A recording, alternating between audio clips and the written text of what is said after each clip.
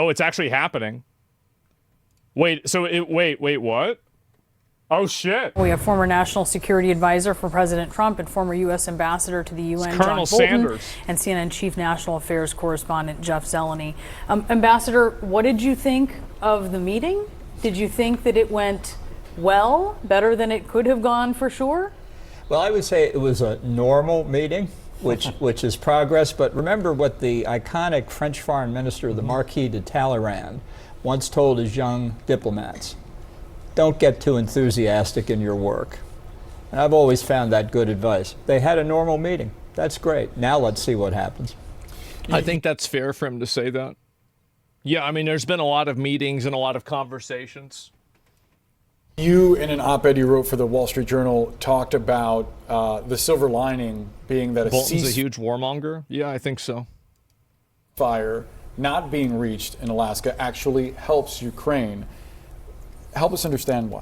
Well, I think a ceasefire along the existing front lines on the battlefield, then followed by what could well be very extensive negotiations lasting months, years, could turn that ceasefire line into the new Ukraine-Russia border. There's always a risk of that.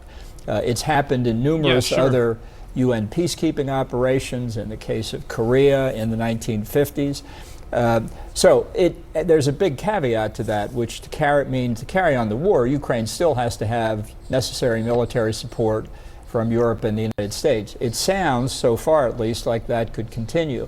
I don't think the Russians are going to negotiate really seriously until they suffer reverses on the battlefield. Putin thinks he's on a roll now, and they are gaining small amounts of territory at an exorbitant human cost. Yeah. I think if those the movement of the troops was in the other direction, he'd be a lot more eager to talk. Can you help us understand, Jeff, how the White House, how President Trump... Yeah, I mean, if he's winning, then yeah, no, you go fight Putin then? Easy to say when you're not fighting Putin.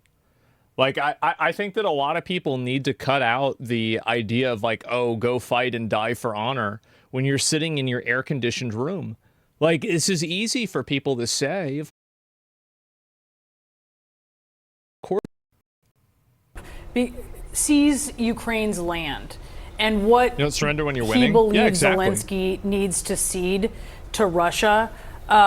We saw the post where he said Crimea, basically said that Zelensky should give up any claim to Crimea, which was illegally annexed. I think that's going to happen, by the way. I do. I mean, Russia annexed it already. You want to talk about illegal? Who decides what's legal? If Russia doesn't acknowledge the authority of them saying it's illegal, then it's his. That's it. The winner. Yeah, exactly. Illegally. Like, what a stupid thing to say. International law?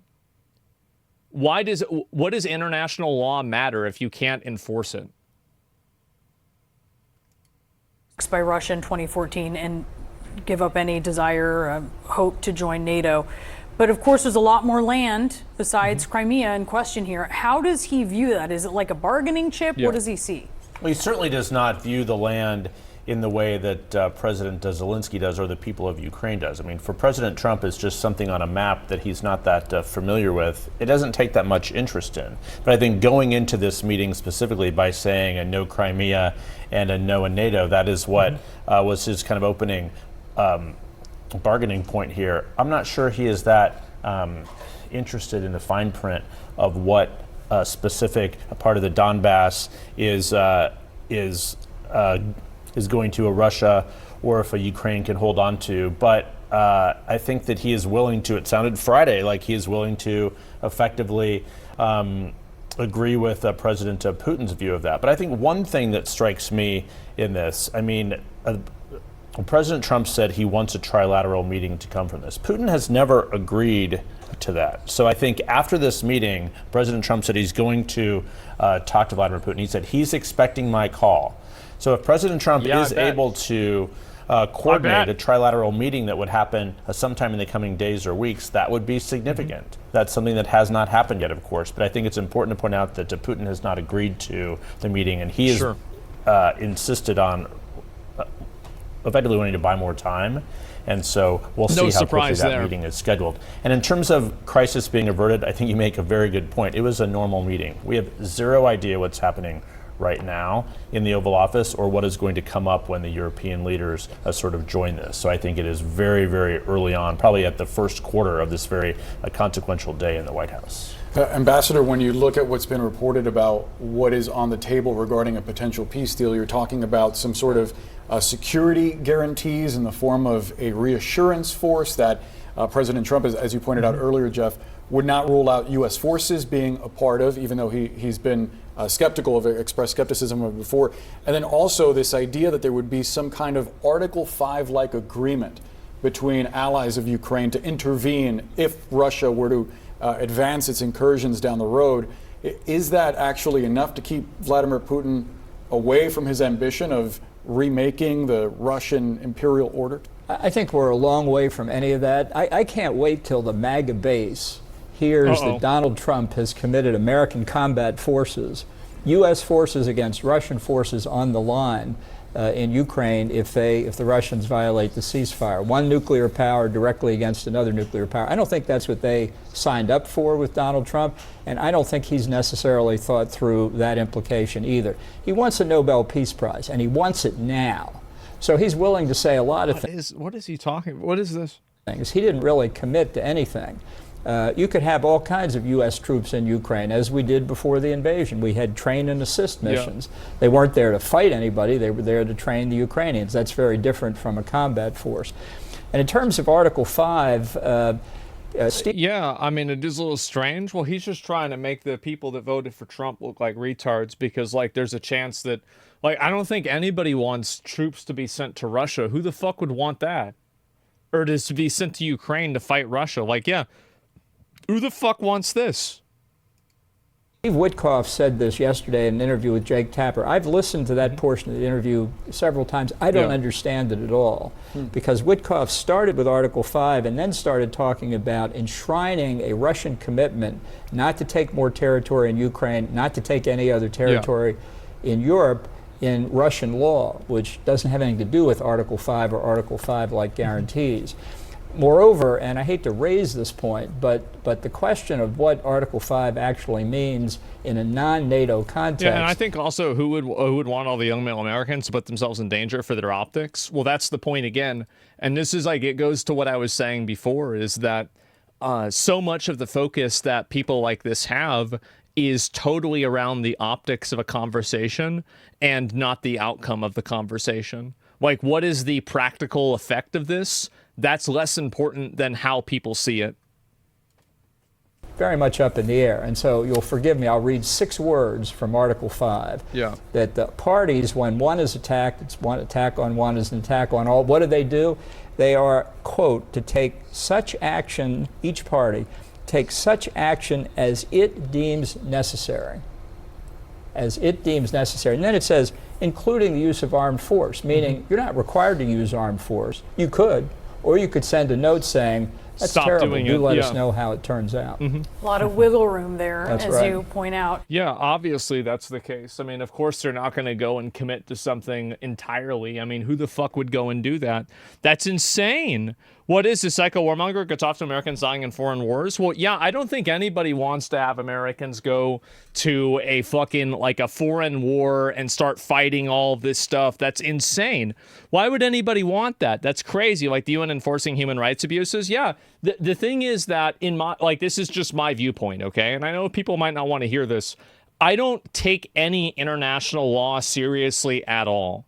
I don't. And the reason why, or any convention or any, any sort of like treaty or anything like this, none of this is real. It's all bullshit. And the moment that a country that is powerful enough to overrule it says it's not real, then it's not real anymore. So with that, let's bring in the former Secretary of State, Mike Pompeo. No stranger to talks with both Zelensky and Putin. He served as CIA director and as the Secretary of State, of course, and as a Fox News contributor. So hard to think of anyone better to assess what's going on in this room and what the prospects of this meeting may be. Good to have you with us, Secretary. Martha, great to be with you. Thank you. So tell me what your thoughts are, having watched this guy's very alive. He unique is. format of this meeting. And now, of course, they're going to go behind closed doors and push further on what all of this would look like in terms of a security guarantee. Martha, you hit on the conversation that they're going to have. It's going to be, what is the shape of this security guarantee? So President Trump has made clear Putin doesn't want NATO as part of Ukraine. Fine, but we're going to give them something that looks and feels, from a security perspective, a lot like that. President Trump's been a little coy about exactly what I America's. don't think exactly like that is not really the case. I mean, as far as I know, I don't really see a universe where the American people would support ever directly opposing Russian military. I just don't see it. Role will be in that. But boy, if you talk to the naysayers over the last 6 months about what President Trump might be willing to do, President Trump is in a very different place. He is, again, putting real Article 5 is very vague. You know, I understand that it's very vague, and their response could be anything. Pressure on Russia. Think about this meeting alone and the unanimity you saw in that room today. Putin watches this too, and he says this is a united front protecting Europe in a way that it has not done for an awfully long time. And so that is a wonderful thing to convince Putin to change his mind. Having said that, the one thing I think I may disagree with others on, or maybe even President Trump, I have not seen Putin prepared to give up anything material yet.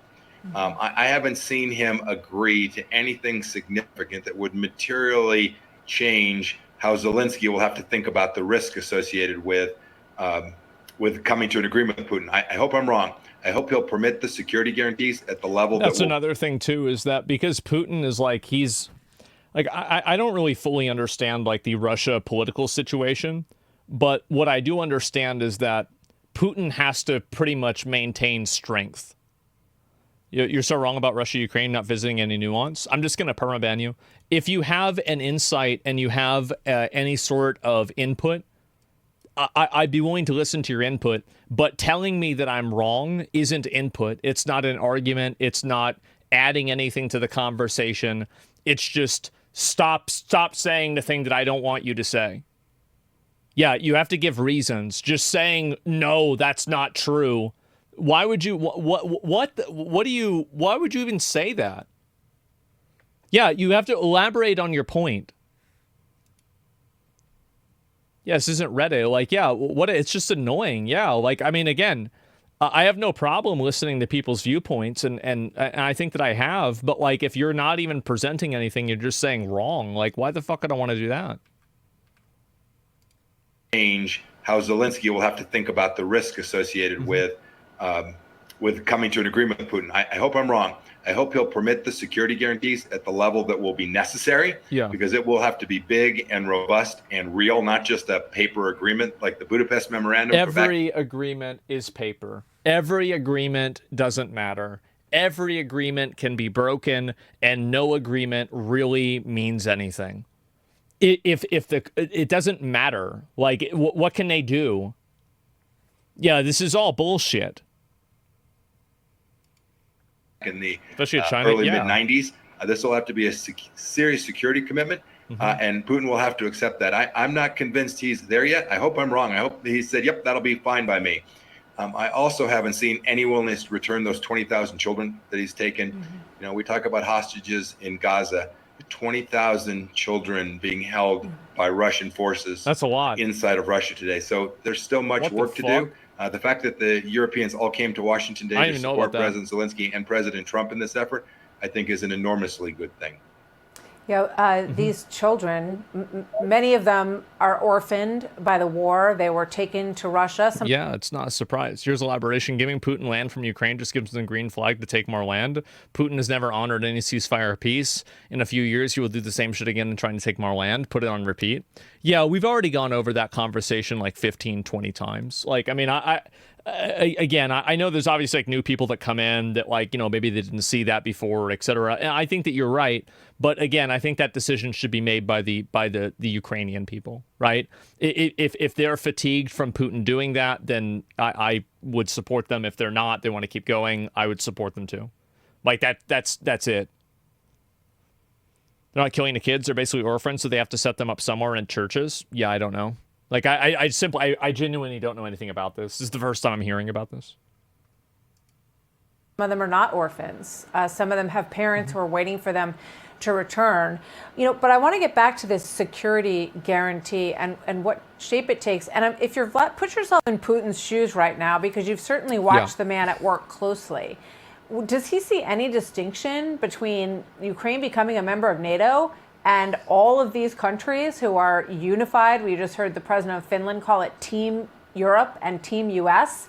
I think that's a good point that she's bringing up here, is that if they're all defending Russia, if they're all defending Ukraine collectively anyway, why would it really matter whether they're part of NATO or not? Because like they're effectively being defended as if they are. Making a security guarantee? What is there any NATO? You think NATO bases? That's a fair argument. I think you can make that argument because you can compare it to the Cuban Missile Crisis and how America reacted to that. I think that's fair. Between those two things for Putin? No, Martha, probably not from his perspective. Two thoughts. One, he often says, or you even see people in the United States say, it's right for Putin not to want NATO on his border. Yeah, we just saw the Finnish leader. We have NATO on the Russian border today. So that's just that's a ruse that Putin puts forward. It depends what the shape of that security tool is. Is it multinational? Is it real? Are there real weapons, real forces, real intelligence sharing? Is there a shape to this that looks and feels like NATO, or is it just a scattered outpost? Putin would see those two things very, very differently. If it does take a shape of something like you have on the Finnish border or up in the Baltics, or a real NATO force, if it looks and feels like that, I don't think Putin will see much difference. All right, Secretary Pompeo. That's probably true. I mean, I think he's probably right about that, honestly. I would say so. Yeah, we shouldn't have NATO on their borders, but NATO expanded. I mean, I don't know. I don't know, what their official stance on it is. It's not looking good. Trump interrupted the meeting to call Putin, and Zelensky canceled the interview. Zelensky canceled it. I don't think that's true, man. Thank you very much for weighing in today. As watched this meeting that was hastily put together at the White House, but it was quite impressive in terms of I keep the setup hearing this, there. but I'm not seeing anything about that that's click true. Here to subscribe. Give me 1 second. I'll go ahead and link you guys the video real quick. Hot Mike catches Trump saying he thinks Putin wants to make a deal for me. Jeff Zeleny, What? I want you and our viewers to listen to something that Oh, God. the President Trump, didn't intend to be public, but his mic was hot. This was as he and the other European leaders were sitting down to the meeting, and he was talking about Vladimir Putin and what Trump believes Putin will do for him personally. I think he wants to make a deal for me. You understand that? As crazy as it sounds. Jeff?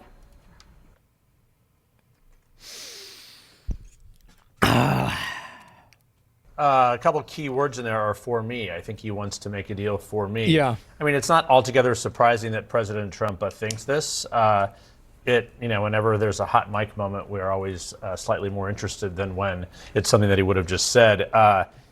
It's not actually all that dissimilar from things he said. I think this is so stupid. Like, you really think it's a hot mic moment? He's sitting in a room full of reporters. Like, I mean, he's sitting in there. Everybody's looking at him. Like, I mean, if it really, like, what is this? Throughout the campaign. But what's different about it now is the whole comment there, wants to make a deal for me. That was at the root of President Trump's entire argument that I can end this on day one. That his relationship with President Putin was so strong from that first term. They were stablemates, as he once said on 60 Minutes, of which there was no evidence of. But this is just kind of the latest version of it. There's been zero evidence that President Putin is using his relationship with Donald Trump to do anything for Trump, to end it for Trump. So I think it was just a window. I think that they're just trying to... I think that they don't want to see Trump end the war. That's my honest opinion. I think that a lot of these left-wing people do not want to see Trump end the war because it will make Trump look good, and that political capital will be used to delegitimize other goals that they have. That's what I think is happening. Twitter saying Zelensky interview was canceled because Trump and him are extending their talks and building further. Oh.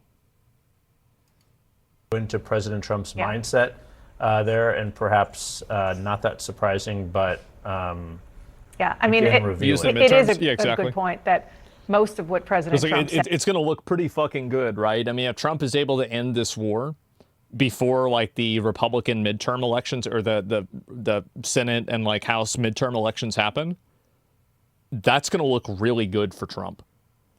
And I think it will make all Republicans look good. It will have like an AOE effect, and it will make all of them look good. And so that's really the reason why. Yeah, it's super good. Yeah, exactly. Says you don't need a hot mic because he just says it on the mic that he doesn't care if it's hot or not. I mean, he actually said it just earlier. But yeah, but for me versus for Biden, this is Biden's war. He said sitting in the Oval Office with Zelensky that they had agreement on Friday. And you can see how like a lot of this is all based around optics. It's not based around like kind of what's effective or what's useful or what's helpful. It's based around something sounding a certain way. Like, oh, this is the word that he used. I don't like the fact that he used that word. Very weird. Putin agreed with him that very Biden, weird. Had Trump been in office, this war would not have started the way that Trump had been arguing forever. And so he loves the thinking through his lens that just by his presence and being, that this is just all it's all fucking what is this? How is this on the mainstream? How is this on broadcast television? World events would have been different. But it's been 8 months and he's not been able to end it. Yeah. Well, but is there any evidence that what Donald Trump clearly believes that Putin will do something for him is true? Look, maybe it's true, right? I mean, there's a possibility that it's true. Also, I just wanted to bring this up real quick. To be honest, in defense of people say their opinion's a bit of a rush without another explanation. It's hard to have a conversation by typing someone 50K viewers and continues to show. Many of the viewers probably aren't native English speakers. I think that you just proved yourself wrong because you included an argument, an explanation, and a response to what I said all inside of one message. So by the fact of you sending this message, you've proved your message wrong.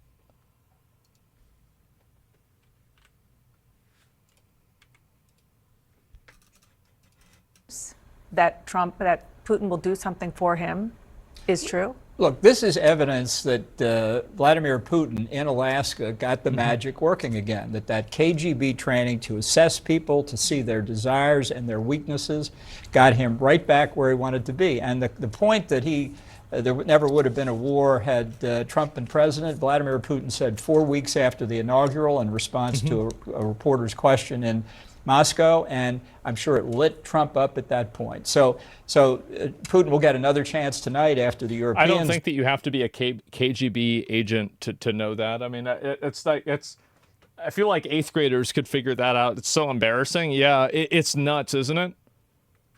Work Trump over to work him right back. It's just like a vaccine. Knowing that's a whole different conversation. Knowing President Trump the way that you do, what is that conversation, that phone call that he's going to make? I know I'm jumping ahead right now, but I'm just curious what you think after this meeting is done. What's that phone call going to be? And how important is it that it's Putin who's going to get the last word at the end of the day with that call? Well, I think the unspoken issue here really is land. And if published reports unspoken? This country are true, that Putin basically said, if I don't get Donetsk, there isn't going to be anything, and you have to go. I think that's true, by the way. I don't think Putin can leave the war without getting land out of it. I don't think so. Like politically in his own country, I think that if in Russia, after 3 years of the war, all they get out of it is nothing, I think that's going to make him look really, really fucking bad. He needs to justify it. Yeah, there has to be a justification on his end. He needs to save face. Exactly. Yeah, he has to save face or something like that happens. So what? What do you mean, so what? I mean, like that's the reason why he would want to keep the land.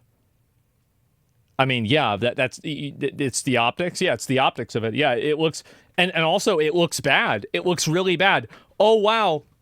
Our glorious leader, fucking went for 3 years and couldn't beat this country that's like a fraction of our size. We think we're the greatest military in the world. And nothing happens. And at the end of it, the only thing we get out of it is a bunch of people that are dead and all of our tax money getting evaporated. Yeah, they're going to be fucking mad. Absolutely, they will be.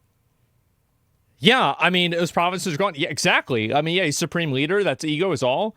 Here's the problem, though, is like a supreme leader or any position that's like a dictatorial role is very, very volatile. And if you look like you're weak, people are you could get fucked. Right? I mean, he already had that military coup that happened like a couple of years ago, right? With that Pringolfiner guy, whoever the fuck his name was. And, wow, what a surprise that this guy and all of his friends died in a helicopter crash.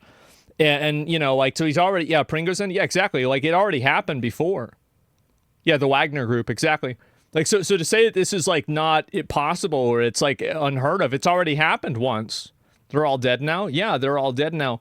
They are all dead. And the reason why is because, again, and I think everybody in Russia, like, if you were to ask Russians, do you think Putin had anything to do with that? I bet a lot of them say, like, yeah, we know this happened, right? And I don't think they care. Because at the end of the day, if this guy is in charge and he is a powerful force that you think is working on your side, and you think that basically he brings home the bacon, then people are going to support him even if he does horrible things like that. It doesn't matter. But the problem is that if he does these horrible things and he is this bad guy and he also isn't bringing home the bacon, he's not getting people these, he's not getting them new land, he's not expanding, back to the USSR, well, then he looks like a loser. You see what I'm saying here? That's basically it. And so because there's a political expectation that he has too. That's my point that I'm making. And say, if you give Russia Donetsk, the rest of the province, the 30% Russia doesn't control, then a lot of these other things are possible. And if that is rejected by this group, Trump is going to report that to Putin, and Putin's going to say, I told you Zelensky was the obstacle to peace. And that's the next part of the manipulation. I'm doing this for you. Well, Zelensky is obviously the obstacle for peace, because if Zelensky would just give up and give away all the land, then everybody would be happy. Russia would be happy. Trump would be happy. America would be happy. Everything would be great. Yeah, all they have to do is give up. They have to get rid of Ukraine now. Like, that's the only thing, right? I mean, it's just like this one little thing, and then that's it. And so I want to say again, this is the this is another arguer, right? I strongly disagree. You're from L take. You're ignorant. This is exactly it. These people are addicted to any form, they're allergic to any form of specific language. I have no problem with you coming into my chat and disagreeing with me. But you have to have a reason for it. You can't just come in and say wrong, dumb, stupid, no. What are you doing? Why would anybody want to hear somebody just saying no? It's a ridiculous thing to say. Donald, we're on this together. Zelensky is the problem. And again, that's why all the European leaders said in the public part of that ceremony, all of us here want peace, meaning including the KFC Zelensky. Guy. I think that's the first place Putin will go at.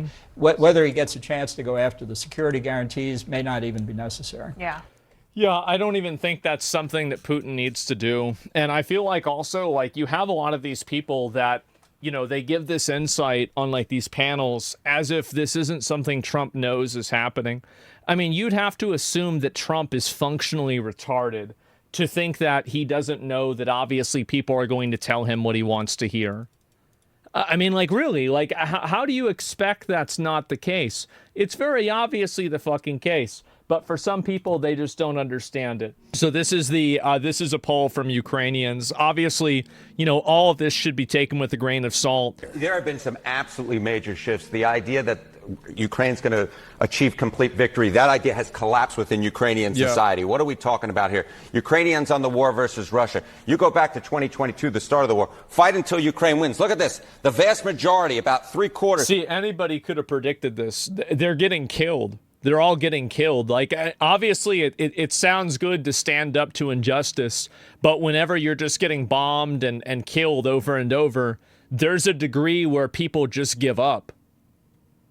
Like, yeah, I mean, and they try to just, cut their losses and move on. And it's not fair. It's not right. It's not good. It's not moral. But, if you're the person that's standing on the other end of that gun, your opinion on it is going to be different. It makes sense. Yeah, the fatigue's a real thing. Exactly, right? As a Ukrainian, I think the negotiation number is way higher. I mean, we'll see. Yeah, I don't know. You invade and want my land or I'll die? It's a piece of fucking dirt. Take it, I'm leaving. That's what people are going to say. Yeah, of course people are going to think that. Also, it's not like Ukraine ever had a chance against Russia. Well, they do because we're helping them, and so's the European Union, and that's a good thing. But yeah, obviously, it's massively changed. And I think that, again, 3 years of having people in your city or in your country get killed, people that get killed, cities that you've been to get destroyed, there is a certain amount of fatigue that sets in, and that's it. It's understandable, right? I mean, it really is. And that's the reason why I said, do you remember what because I've been saying this, because I mean, again, see, I'm the kind of, like, everybody gets mad at me for doing this because I just assume things. I do. I just assume things and I just make guesses. I'm like, yeah, I think that's the way people feel. This is exactly what I said. Of course. Of course. Big surprise. After 3 years of getting bombed, people are tired of getting bombed. Sure. They don't have a chance because they have less people. Well, there's a lot of other reasons for that too, right?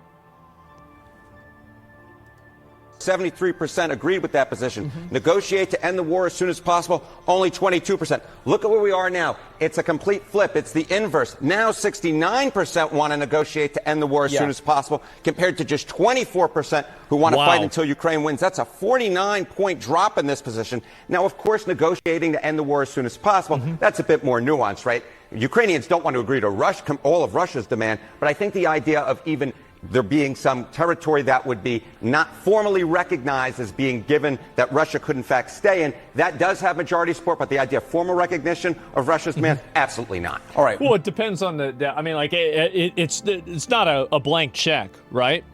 People are more scared of their own government. Men above 25 barely leave their homes to not get kidnapped and forced into war. Yeah, but like, if you're barely leaving your house because you're worried about being forced into war, guess what's going to happen? You're probably not going to want the war to continue. So, like, and it makes sense, right? I mean, obviously, that's what would be true. Yeah, I'm sorry, but this whole thing's a mock battle. Well, we know they have a chance, and Vladimir just used them as trade tokens. I don't think that's there. And, yeah, I mean, it's then surrender. I mean, I don't think they should surrender, right? I mean, I think that there's going to be a negotiation. If someone took a piece of America, would you negotiate or fight? Well, it depends. So it really depends. Like, for example, like, let's say, it's hard to speak from, like, the perspective of America because we have, like, the biggest military, right? But, like, if a larger country came over and they said, we're going to take this part of the country and there's nothing you can do about it, and if you fight us for it, we're going to blow you up. Yeah, I'd probably just let them take it. I would, because you either let them take it and live or die and then they take it. Yeah. Yeah, I mean, like, it's pretty easy decision. Pussy? No, I mean, like, you say that because it's not happening to you. Like, and this is the thing, right? Is like, everybody always has this, like, macho man, fucking super aggressive mindset. Like, oh yeah, I'm gonna fight back. I'm gonna do this, victory or death. Yeah, victory or death sounds like a great idea until you're faced with death. And then suddenly, maybe there's a third option. Yeah, I'm sorry. Like, that's the way it is. And you think that's not the way it is, you're out of your mind. Why do you think that opinion has changed to the extent that it has? Because plenty of people's family members have been fucking killed. They're exhausted. And they know that their entire existence is hanging on by a thread that's supported by foreign nations. They know, and I bet a lot of Ukrainians have anxiety about this, that what if the meeting doesn't go well and Trump stops helping us? Then what? Well, then they're dead. Like, that's it, right? It's the same thing, I think, in a lot of cases, like with places like Israel, too. Like, that's it. They know they can't win on their own. They know this. And because of that, I mean, like, obviously they can't, like, Zelensky's not going to come out and say that, but it's true. And I think any reasonable person that lives there knows that. Like, people over there are not they're not stupid people. Like, they know what's happening here. And so when they know that their entire fate is being determined by, again, Trump is very fickle. And he's unstable in a lot of cases, right? It's like one day, it's this, the next day it's something else. It's hard to get a read on that. And whenever your entire existence is hinged on this guy that's like kind of unstable making a decision for you, well, you're going to have a bad time. You're stressed, man. A lot of people have fought against superior forces and died until those forces are exhausted, and the ones left are the ones who wouldn't quit. Yeah, exactly, right? And I think it's the opposite. It's that a lot of the people that wanted to fight against Russia are dead. They're dead. So guess what? A lot of the people that didn't want to end the war and they wanted to fight until Ukraine won, they're dead because Russia killed them. That's it. I think one of the big reasons why opinions have changed is this idea that this war is going to end anytime soon. Didn't go very well. Ukrainians don't think it will. Take a look here. Ukrainians on the war ending within a year. Just 25% say that it is likely. Look at this. See, this is the reason why they want to give up. Is because they know that it's not ending. Like, at this point, it's not like it's going to stop happening. This can go on for 20 years. Yeah, exactly. Morale is low? Of course. I mean, if you live there, I think I think many people would feel this way. 68% say it is unlikely that the war will, in fact, end in a year. And you'll notice, John, this 68% looks a heck of a lot like this 69% who say that they want to negotiate to end the war as soon as possible. So President Trump overnight ruled out Ukraine joining NATO, seemingly ever. No, he said that before. That's not even new. He said that multiple times. What do Ukrainians feel about that? Yeah, obviously Ukrainians would like to join NATO. That has been a goal of theirs for a number of years. But the idea that that NATO admission will happen within 10 years, look at the... It's not going to happen. They know it's not going to happen. What a big surprise. They've been demoralized. Oh my God, what a shock. They don't need NATO to be safe? Well, NATO would make them more safe. Collapse in this position. 2022, it was 64%. Now it is just half that level at 32%. So, again, this is one of the goals that, Ukrainians had since the beginning of the war. They no longer believe that it's achievable. Well, the idea that Russia is going to be forced out of all of that land that they're occupying, they don't necessarily believe that that is going to happen. So, again, I think this is one of the reasons why Ukrainians, they certainly don't want to accede to every Russian position. Certainly this is a trench warfare. It's hopeless for either side winning. So this is my read of the situation. I think that you're right, but I think Putin has more to gain than they do. Because eventually they will run out of Ukrainians. This will happen. Because they will eventually kill all of them. And then what?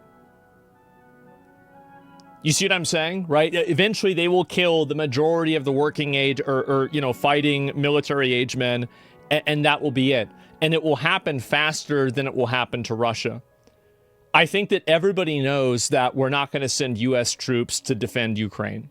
Everybody knows that in a lot of places, they're not going to send French troops to engage in a war directly with Russia. It's not going to happen.